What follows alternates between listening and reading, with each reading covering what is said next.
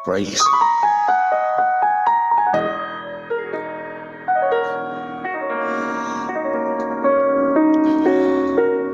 Marami sa atin, marami sa atin yung nagtatanong kung ano ba ang tunay na pag-ibig. Para sa iba, ito'y regalo na galing sa taas. Para naman sa iba, ito'y salitang pagmamahal na iba sa pakiramdam na kahit sino man ay hindi mabibili. Samantalang yung iba, sabi nila, masakit. Sabi nila, nagbibigay ng ligaya, ng ngiti. Sabi naman ng iba, ito'y masakit, nagbibigay ng luha.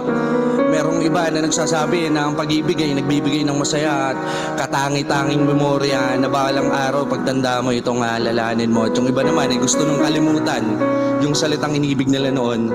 Pero di mo ba alam, sa lahat ng pag-ibig, meron akong itatanghal ngayon sa harapan. Isang tula na ngayon mo lang mapapakinggan at isang ako na meron itong ginawa. Sabi nila, yung pag-ibig na ito ay walang katumbas kahit kanino pa tumanggaling.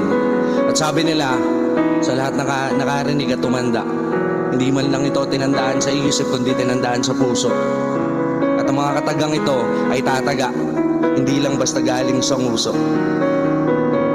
John 3:16, For God so loved the world, He gave His one and begotten Son, that whoever believes in Him shall not perish but have an eternal life.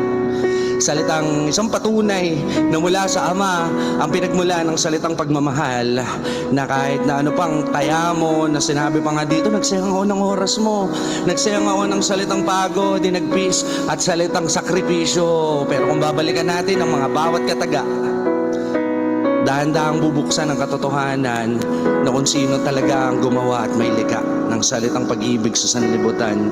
Siya na Ama na binigay yung salitang bugtong na anak para lang sa iyo, salitang kapalitang buhay nito para lang sa salitang siguradong kaligtasan mo. Para saan yung salitang hinagpis at luha mo sa tuwing iiwanan ka ng taong mamahal mo at ipagpapalit sa iba. Para saan yung salitang pumako sa kanyang kamay. Para saan yung salitang luha mo sa tuwing nasasaktan ka, salitang tagis ng dugo niya habang nasa krus siya, salitang pagkukumpara na bakit ganito, ako na lang ba lagi nakakadama. Pero natanong mo ba siya nung nakapako na siya sa krus kung gaano kahirap talaga ang magmahal sa isang katulad mo na hindi niya kilala? Ang tanong, nakilala mo ba siya?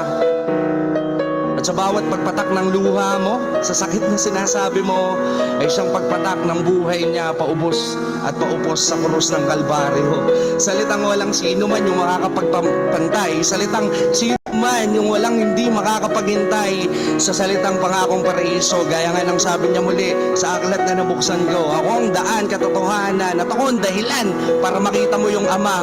Ang salitang pag-ibig na ito sa sanlibutan ay tila kakaiba. Malamang yung iba hindi pa naririnig talaga, pero matagal na siyang kumakatok sa puso mo, ayaw walang pagbuksan dahil yung mga mata mo ay nakatutok lang sa iba. At paano ko ito napatunayan? Sa bawat sulok ng hanging kwartong madilim, kung saan tila yung pag-ibig ay salitang golimilim. At sa problemang halos gabundok ng pumapatong at dumidipi sa salitang pagkatao ko, isang bigkas ng bibig at napapikit at napayuko ako, salita Ama. Bakit ba ganito? Parang tila ang bigat na hindi ko na kayang dalhin talaga. At sa bawat salitang ito ay may parang yumakap, isang liwanag na nagpaliwanag sa isang kwartong madilim at isang salita na umalingaw-ngaw sa ingay ng mundo. Na kung bubuksan mo lang talaga ang puso mo, di lang kung ano yung nakikita mo. Matagal mo nang tinanggap yung salitang pag-ibig na hinahanap mo. Salitang matagal ko nang binigay sa iyo simula nung magkaroon ka ng buhay sa mundo. Salitang iniregalo kita sa magulang mo. Salitang hiniling ka nila at bawat buhay biyaya talaga at bawat pagmamahalan ay may bungang kagaya mong ikaw. Kaya kung ikaw ay nabibigo man sa sanlibutan sa salitang mahal mo siya pero di ka niya mahal, o salitang pinagpalit ka niya at dahil nalamangan ka ng iba, tatandaan mo sa salitang kung piling mo ay ubos na ang lahat ng naniniwala sa iyo at kung piling mo ay wala na ang salitang nagmamahal sa iyo, tandaan mo ulit ang mga binigkas ko. John 3:16, ang unang patunay na walang sino man yung salitang makakatumbas pag-ibig na binigay niya na kahit kailan man ay dadalhin mo kung papaniwalaan mo lang talaga siya. Minsan, marami ang nagtataka, tila kakaiba ang yung maririnig. Kaso kung sana'y maririnig mo din yung tinig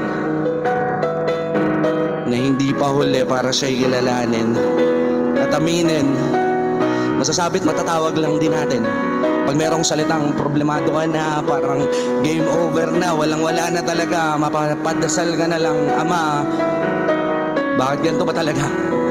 Yun yung masakit, na kahit kailan di ka niya iniiwanan, pero susong may problema siya, yung maalala mo, at sa pagdating ng tagumpay, kailan may hindi mo napasalamatan ito, at sa bawat patak ng mga notang naririnig ko at patapos na talaga ang tulang ito, huwag mong kakalimutan na habang buhay ay mayroong pag-ibig na madarama. Maraming salamat.